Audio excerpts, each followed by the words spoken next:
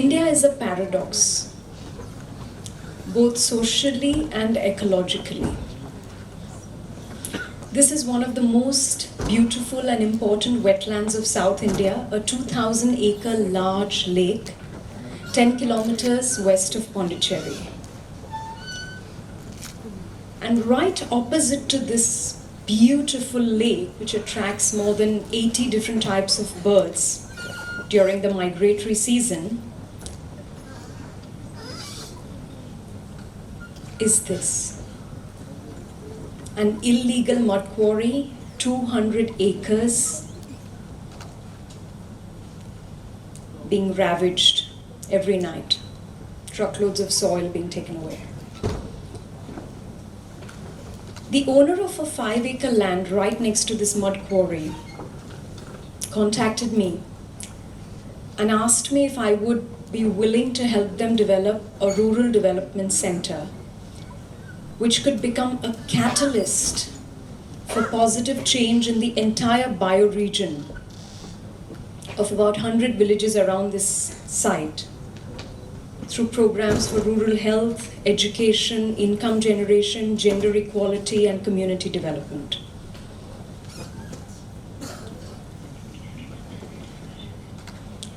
And at the same time, when this client was talking to me, at home I was reading a poetry in which I found this cryptic and yet very attractive line in which the poet says, all our earth starts from mud and ends in sky. And this poem became an inspiration for the project to come. This was my first day on the building site. Parts of this site also were like that illegal mud quarry. And apart from this row of palmyra trees, there was nothing at all. The first thing I did was to plant about 1,000 trees on the building site with the intention of doing soil healing and to actually make the land come alive.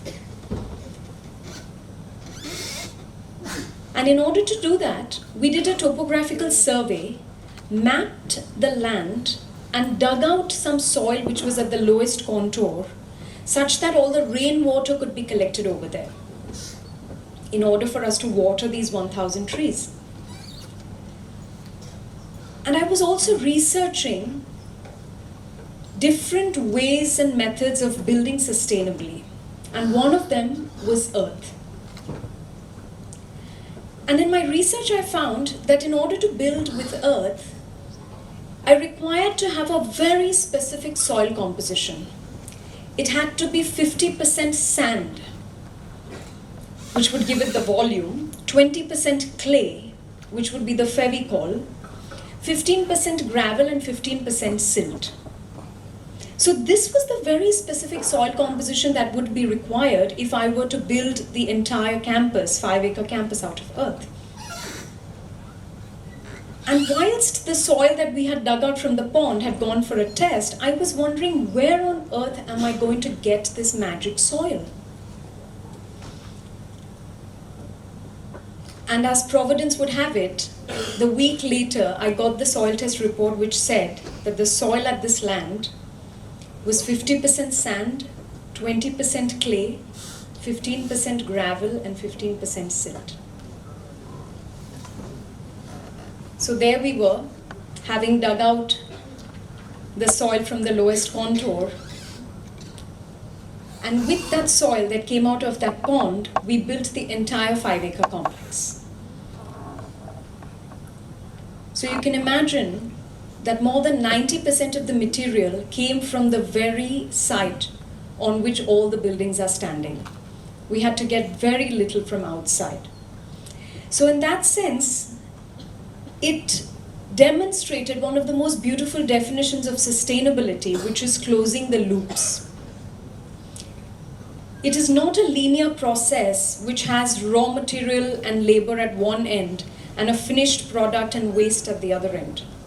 It is a cyclical loop where the waste of one process becomes the wealth of the next process.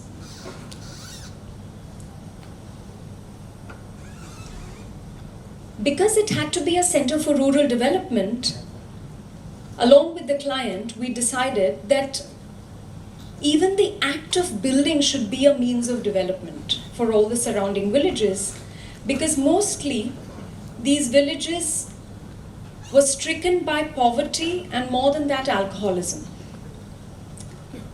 This is in one of the most alcoholic districts of rural Tamil Nadu, which is Viluppuram.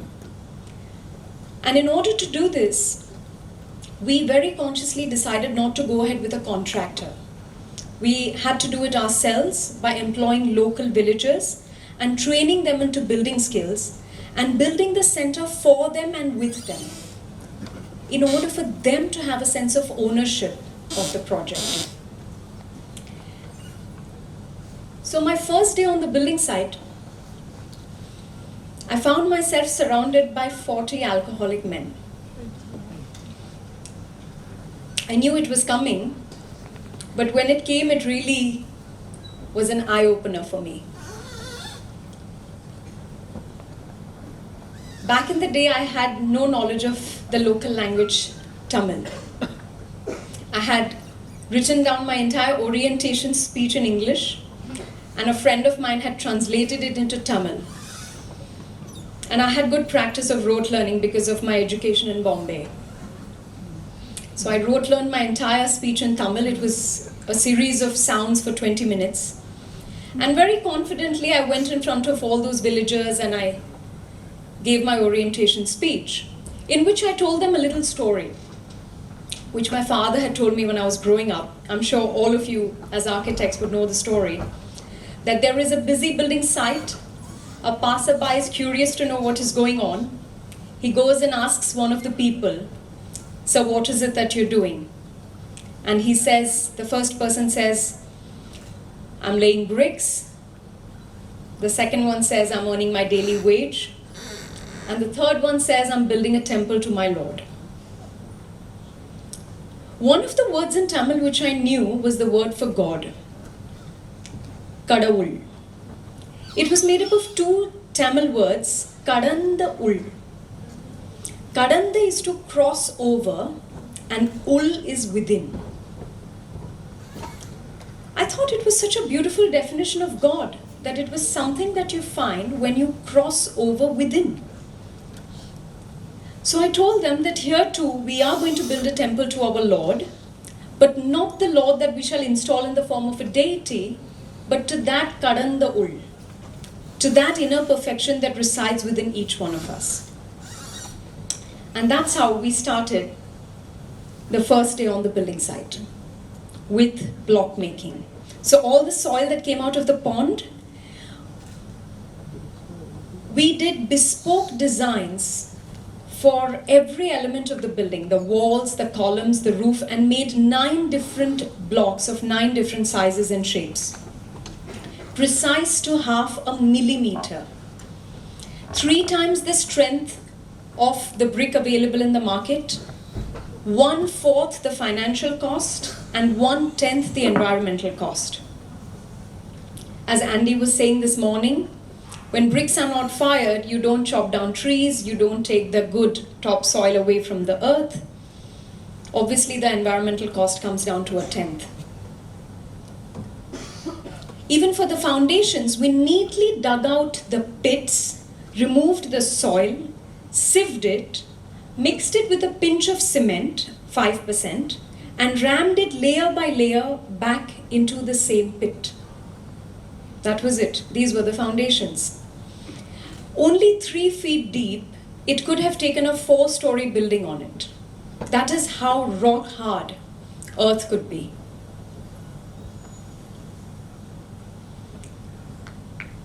Because it was a community center or a cultural center, we had to make place to seat about 500 people.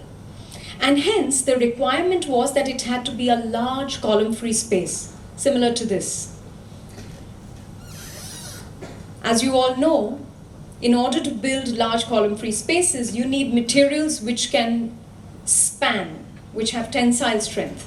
And over here, we wanted to use earth because we wanted to make it a model for sustainable development, not just for India, but for the world at large. We wanted to minimize the use of steel and concrete. So we were researching earth.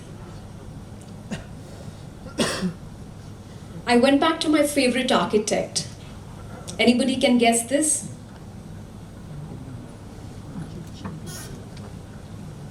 I believe you all are going there.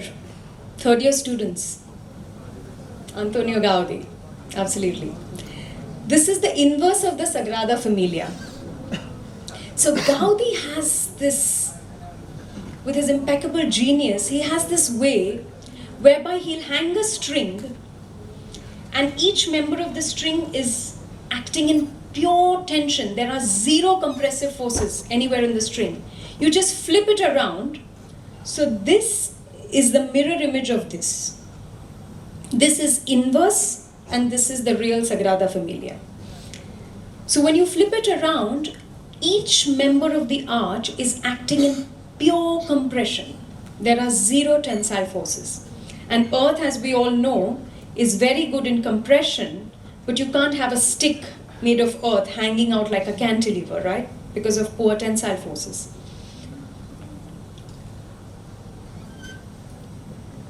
As per my design, we wanted a beautiful segment of a circle. And as per Gaudi's engineering principles, it had to be a catenary. So we made a segmental arch behave like a catenary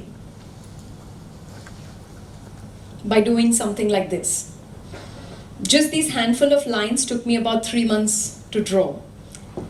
If this same span, which is 9.5 meters, were to be built with ordinary fired brick available off the shelf in the market, the thickness of the roof would have been my height, more than 5 feet, around 63 inches spanning from one end to the other. Can you imagine a 63-inch brick arch going from one end to the other? It would have taken 10,000 bags of cement. So with these precise calculations, we brought down 63 inches to just 4 inches at the keystone. This was again a way to demonstrate zero waste buildings. Because one of the big problems with our buildings in a growing economy, with a growing population like India, is waste. Where do you keep the construction waste? As architects, it is our responsibility to make the buildings as zero waste as possible. The way we built it was equally interesting.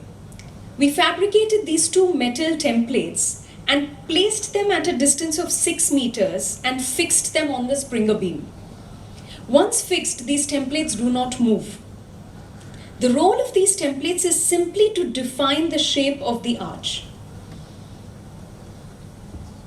And the first row of bricks goes on the template itself. So as you can see, the bricks at the bottom are bigger and then they keep becoming smaller and smaller. Can somebody guess why?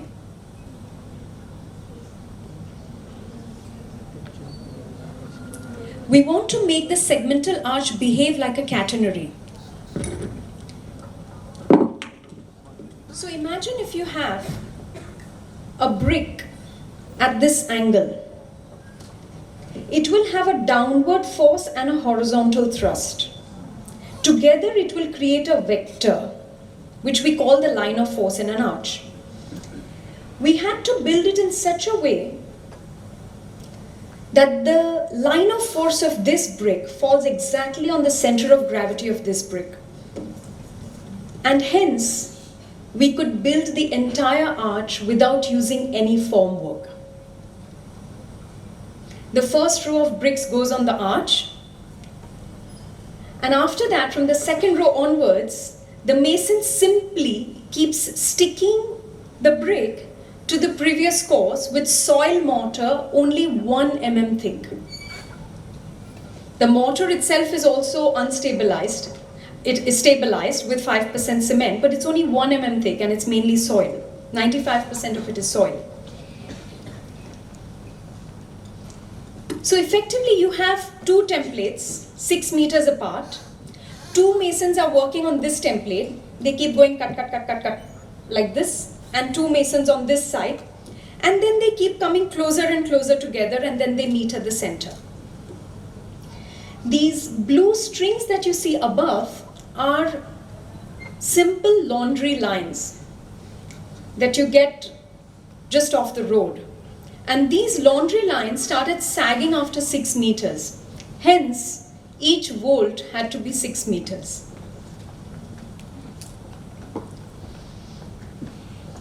A roof made of the heaviest material, earth, was defying gravity and flying out of the Springer beam to meet the other half. There's a very beautiful line by Leonardo da Vinci where he says that an arch is two weaknesses combining to make a strength. For us here, the challenge was that we had to make the arch in such a way that it could not have been a weakness even when it was one half, because it had to stand on its own in order to avoid having a mountain of waste. Over the course of the project, I had the chance to train almost 500 local villagers into 20 different building skills, one of which was making these specialized roofs. And I'm reminded of the day when we started building this vault. This gentleman you see in the orange shirt, Muthulingam, he was half a mason, and rest everybody was totally raw. So I was explaining to them that we are going to put this first course of bricks on the template, and after that we are going to stick the course to the previous course. So he was standing at the back, sniggering away. So we had these about 15 masons in the front, so Muthulingam was standing at the back. I said, "What happened, Muthulingam? You want to share something?" He's like, No.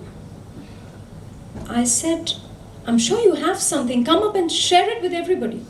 So he comes up with a big swagger. He comes right in front, looks at me in the eye and says, "You are very young in the construction trade." So I said, "Yes, I know all of you are elder than me, and my grandfather was a mason, my father is a mason, I am a mason. For 37 years we've been laying bricks. We've always used 15 mm of cement mortar. And you are trying to tell me that we are going to build this gigantic roof with 1 mm of mortar, and that to soil." At which point I said, "Muthulingam, why don't you go ahead and do what you've always done?" So very proudly he lifts up this brick, slaps on his 15 mm of cement mortar and sticks it to the previous course, and the brick falls. He does it again and the brick falls. By the time he's done it over and over again, he's totally confused. It's been working for 37 years. Why isn't it working today? These are points where we as professionals can introduce scientific knowledge into their traditional wisdom, because they actually know a hell of a lot. So I asked him, "Muthulingam, how long do you dip your bricks in water before you use them?" So he's like, 2 minutes. I said, "No, it's 10 minutes. You dip your brick in water and then you go for a big stroll." So he's like, "Does that matter?" Then I was like, "And by the way, which bricks do you use?" "Of course, fired bricks." I said, "Here, the bricks are not fired, which means the clay content is clay. It is not ceramic. And you're not going to dip the bricks for 10 minutes or even 2 minutes. You're just going to dip the bricks in water for a split second, only to initiate a capillary action on the surface of the brick in order to activate the clay in the brick, and immediately apply your 1 mm of clay mortar on it, and it's going to stick." Once he understood, we were flying.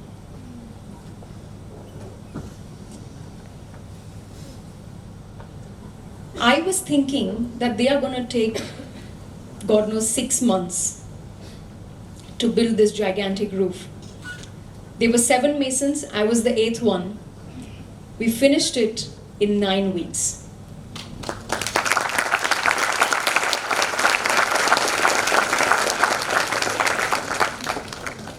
And instead of 10,000 bags of cement, can anybody guess how many bags we used?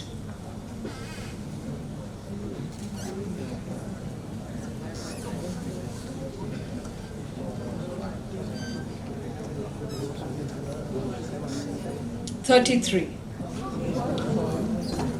We finished the whole roof with 33 bags of cement.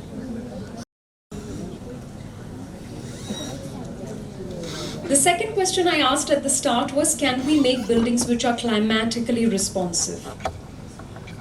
In this building, we have applied 13 different principles of passive design, because of which this building, in spite of being in one of the most challenging climatic zones of India, which is excessively hot and humid, we don't even need fans in the building for almost 8 months of the year. This is the psychrometric chart of Pondicherry, Chennai.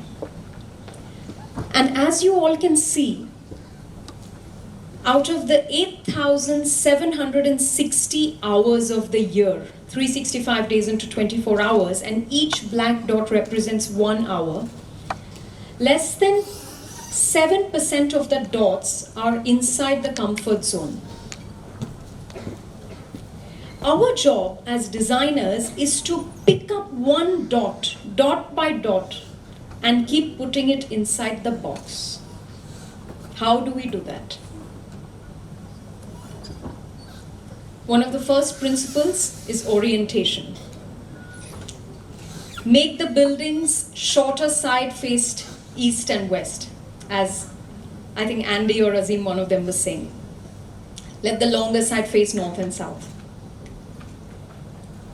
So here the longer sides are facing north and south, and we've designed the pillars in order to funnel the breeze into the building. So the building orientation is exactly perpendicular to the direction of the summer breeze. These were the wind studies that we did in order to study how the natural wind flows through the site. So you could be standing outside on the road and there is no breeze. The minute you come inside the site, there's breeze blowing in your face.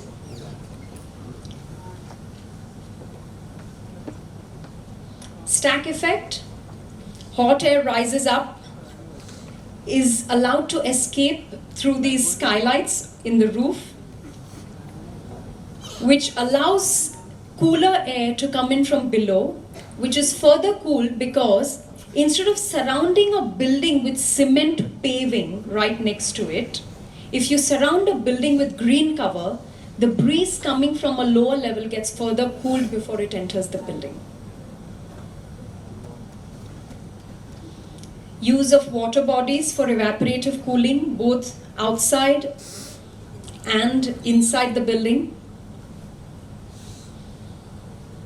Cavity walls. A very cost-effective way to achieve thermal comfort because it increases thermal mass. But here, the thermal mass is being increased because of the use of air, which is an insulator.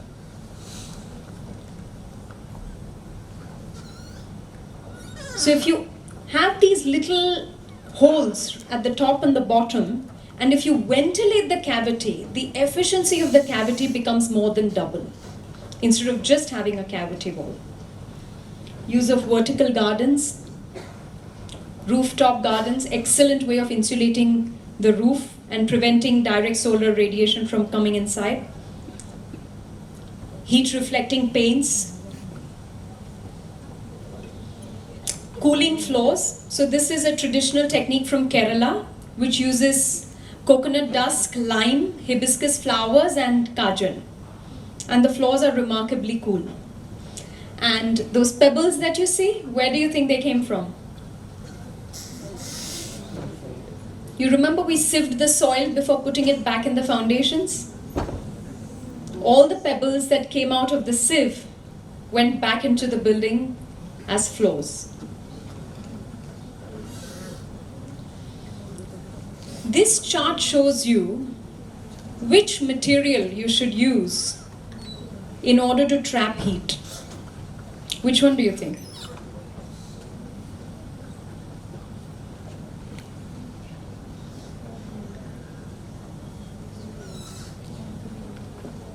Which is the most effective material for increasing thermal mass? It's obviously water, isn't it? Because it can hold much more than double the amount of heat as the same volume of masonry. Why do you think our Taj Mahal is positioned such that the Yamuna runs right next to it? Or all the Mughal gardens have water channels running inside? Water has this fascinating ability of draining heat from masonry, from stone, from brick, etc. If you just throw a hot rock in water and pick it up after half an hour, do you think the rock is still hot? It has lost its heat to water, right? The same thing is happening in a building. If you have water next to your building, the water is constantly draining heat out of your building. So you can see these copper-colored pipes which are coming down next to the pillar. They are bringing the rooftop rainwater which falls on the arch down through these pipes. And then we are circulating that rooftop water through a bed of pipes under the floor at a very slow speed. So the water sucks the heat out of the building, is taken into an underground tank. Over there we have put a radiator of a truck. It's like a heat exchanger. So it expels the heat out at night, and the next morning, again you have cool water to start circulating under your floors and on your roof. With the help of all these principles, we are able to achieve a space which I said doesn't need even fans most of the year. And interestingly, those of you who have seen an earthen pot or have drunk water out of it in your grandmother's house know how water condenses on the outer surface of the earthen pot, right? And as that water evaporates, the way when our sweat evaporates, it takes heat out of our skin. Similarly, the water that evaporates from the earthen pot sucks heat out of the earthen pot. The same thing is happening to this building. Early in the morning, there are almost dewdrops on the surface of the walls. And as the sun rises, the heat is taken away by the evaporation of those water droplets on the building. The entire building is designed for daylight. There is zero use of artificial light during the day. And from the point of view of acoustics, I designed the bolt in such a way that wherever the people are sitting, the sound waves come back to that spot, such that you don't need microphones to address a large gathering like this. This is the music composer of the Titanic track, Mr. Paul Peabody, who used to perform with Michael Jackson. He came to know about this acoustic in the building, and he calls me from New York and says, "I want to perform in your building." So I said, "Listen, I don't have this hi-fi Michael Jackson audience for you." He's like, no, whatever your audience is. So I said, my audience are these 300 workers who are working with me. He's like, oh, that would be perfect. So he came down the next time he was in India, and he started performing his Titanic track with all 300 people sitting there.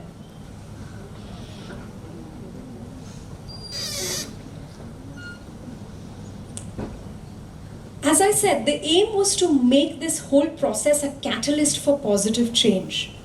One of the things about green building is it is not a purely quantitative exercise. It is not just number crunching in an energy audit. It is a qualitative process. It is not important just that your balance sheet shows that it's a green building. It's important for every person who walks in through the door of your building to feel different. The subjective dimension of it being a green building is as important, if not more, than the objective dimension. I remember this day when we were going to start putting up the ferrocement roofing channels on the office building. It was a very important day because we've been casting ferrocement channels on the floor all this while. And this is an important day because within one day, all the channels are lifted up and you suddenly have a roof. Within like 6 hours, you have a roof over your head. So I went to the site early thinking that I'll photograph the building without the channels being up. So I went about at 7:30, site begins at 8:30. Within about 5-10 minutes, all the workers started coming in. I said, why are you all here so early in the morning? So they're like, today's our meditation day. Sharp at 8 o'clock, they were all sitting in this large circle and they started a silent meditation. These are so-called alcoholic, unskilled, illiterate villagers, right? Whom we have attached all these adjectives to. And they are starting a silent meditation. After 10 minutes, one of them picks up a book, which I had gifted him the previous month on his birthday, opens a random page and starts reading a passage in which the author has explained the difference between need and greed. Asai and Tevai. And I'm wondering, this is an impossible difference to explain to audiences around the world. How is he going to explain it to these people? After reading out the whole passage, he sealed the explanation in one line by saying need is sambar and rice. Greed is chicken and mutton. I later asked them, who gave you this idea of the meditation on every Friday? They look around and said, well, you were saying we are going to build a temple to our Lord.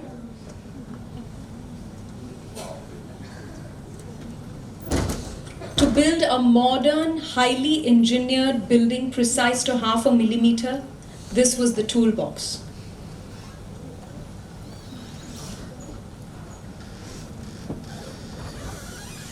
The building has been used over the last 5 years by more than 25,000 people. Hundreds of programs have happened across different sectors in health, education, income generation. The building was chosen by the United Nations Environment Programme as a model for sustainable development in India for its ecological and social sustainability and design and aesthetic.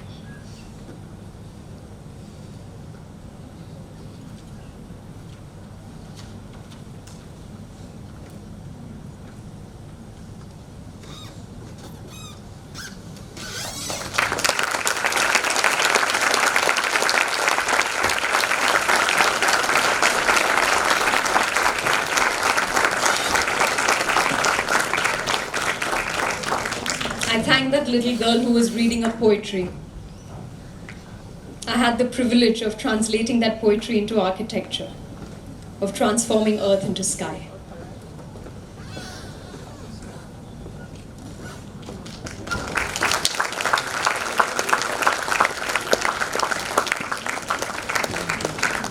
Thank you. If there are any questions, I'll be happy to answer.